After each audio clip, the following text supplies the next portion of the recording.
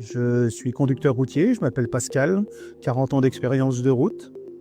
Je vais vous raconter comment j'ai eu la vie sauvée en 1986. Au volant de vos camions, vous vivez des émotions fortes sur la route qui deviennent des souvenirs exceptionnels.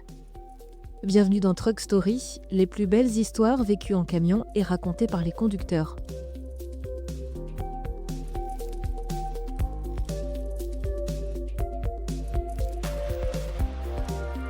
Je m'appelle Pascal, j'ai 40 ans de route en international, national. J'ai terminé ma carrière là récemment. J'ai parcouru beaucoup de routes avec Volvo. J'en ai eu 5. Après, j'ai eu quelques expériences, dont une qui a failli être malheureuse, et pourtant je m'en suis sorti grâce à Volvo. J'ai eu un accident en 86. Je chargeais du colza. Je roulais normalement à la vitesse légale. Enfin, le gendarme m'a dit que j'étais à 82 km/h le jour où ça m'est arrivé. D'ailleurs, il m'avait dit que si j'avais été plus haut, j'aurais été responsable de mon accident, ou en tous les cas en partie.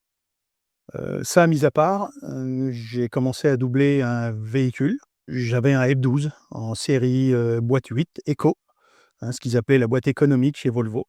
Au moment où je m'apprêtais à finir de dépassement, le véhicule de droite que je dépassais est venu me chercher sur la voie de gauche. Je l'ai percuté parce que je roulais un peu plus vite que lui, et même en ayant le pied sur le frein avec le poids, la charge, j'ai pas pu m'arrêter tout de suite forcément. Un véhicule comme ça, on ne l'arrête pas sur 10 mètres. Et j'ai fini par mordre le talus et me retrouver 4 mètres plus bas sur le toit du Volvo. J'ai des frissons même en rien d'en parler. Il n'y avait pas de ceinture à l'époque dans les camions. C'est le volant qui m'a retenu d'être éjecté de la cabine. J'ai d'ailleurs marché comme un grand-père pendant près d'1 mois parce que j'avais les jambes, les cuisses noires, tellement le choc a été violent, de 82 à 0. Je suis sorti par le pare-brise.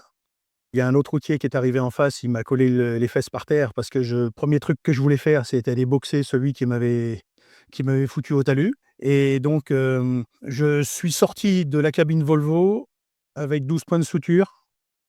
C'est tout. Mais franchement, quand j'ai vu l'état de la cabine du Volvo et comment je suis sorti de la cabine, même les pompiers ont été surpris.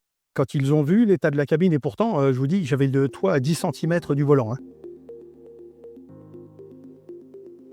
Comme le pompier, quand il a demandé où est le chauffeur, j'ai levé la main, il m'a dit « Tu peux aller me coller un cierge ». Oui, je mettrai le nom de Volvo dessus.